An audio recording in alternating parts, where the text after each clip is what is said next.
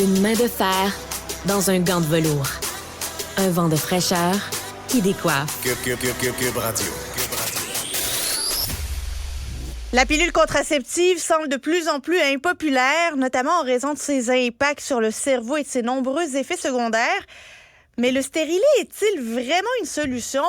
Qui de mieux pour répondre à cette question qu'Émilie Pelletier-Grenier, journaliste et future infirmière. Émilie, très heureuse de te retrouver. Pareillement, Yasmine, je suis contente de constater que Philippe Couillard et moi, on a quelque chose en commun. La réorientation de carrière. Réorientation de carrière, lui, il passe des cerveaux aux batteries. Toi, tu passes des journaux au stérilet, tu sais. Aux humains. Voilà, exactement. Fait que, tu sais, c'est ça. C'est un sujet qui est vaste, là. Fait qu'on va essayer de faire ça relativement succinct. Mais toute ma vie de femme, j'ai dû faire face à des professionnels de la santé. Puis, mon Dieu, j'ai un nouveau chaton. Ça se peut qu'ils viennent s'insurger dans la conversation. Fait qu'on fait face à des professionnels de la santé, puis notamment infirmières, médecins, pharmaciens, qui non seulement encouragent, mais presque te jugent de ne pas utiliser un mode de contraception hormonal. Fait que quand je dis contraception hormonale, on parle de la pilule, du stérilet avec hormones.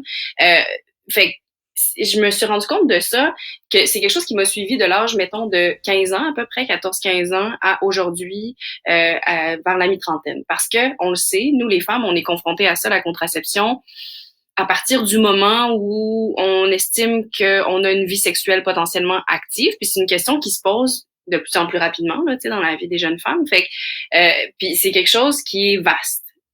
C'est beaucoup d'informations à encaisser, notamment pour les parents, mais aussi pour les jeunes femmes. Puis je trouve que plus on vieillit, plus ça devient flou. Puis je m'explique. C'est que dans les années récentes, on a découvert, puis c'est plus un secret, là, qu'il y a beaucoup de femmes qui ont des effets secondaires assez substantiels par rapport à l'utilisation de la pilule contraceptive, puis qui se sentent pas entendus, qui se sentent pas écoutés par les professionnels de la santé. Fait que des effets secondaires comme des maux de tête importants, des changements dans l'humeur, la dépression, des douleurs abdominales vraiment importantes, des règles plus abondantes, des idées suicidaires, des caillots comme des thromboses, des thrombophlébites, puis plein d'autres effets secondaires. Et malheureusement, la contraception, pour les hommes, c'est encore quelque chose qui est assez nébuleux. Fait que ça continue d'être un fardeau qui est presque uniquement porté par les femmes. Puis là, je suis généreuse en disant presque uniquement. Là, j'ai envie de dire, c'est pas mal uniquement porté par les femmes. Là. C'est ça. Puis le fait est qu'on entend aussi des messages contradictoires, ce qui contribue pas à nous rendre mieux informés ou plus sûrs par rapport à l'utilisation de la pilule, parce que on entend que lorsqu'on a des douleurs menstruelles vraiment importantes, la pilule, ça peut être un outil. On entend que certaines pilules avec moins de progestérone ou plus ou moins de progestérone vont être un outil important. On entend que quand on a de l'acné, la pilule, ça peut être un outil important. Quand on va sur le site de la Société canadienne du cancer, on nous dit que la pilule, ça peut être un facteur protecteur contre le cancer des ovaires. Mais c'est faux, ça.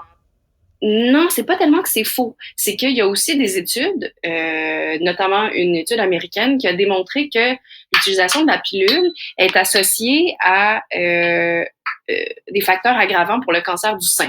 Mais dans l'étude, on dit, cela étant dit, oui, ça vous met plus à risque du cancer du sein de façon légère, mais c'est mitigé par les effets positifs de la prise de la pilule pour certains autres cancers. Fait qu'on en vient à plus savoir à quel sein se vouer. Puis c'est là où le stérilet avec hormones peut devenir un outil intéressant. Et moi, je mets un bémol là-dessus. L'Ordre des infirmières du Québec met l'accent là-dessus parce qu'on le sait, il y a des infirmiers praticiens spécialisés qui peuvent prescrire notamment là, des modes de contraception. Là où le stérilet avec hormones peut être intéressant, c'est que ça nous retire le facteur oubli. C'est-à-dire qu'il y a plein de jeunes femmes qui veulent utiliser la pilule, mais qui l'oublient ou la prennent pas comme il faut. Fait que ça devient pas un outil optimal. Fait qu'à ce moment-là, le stérilet, ça peut être une option intéressante.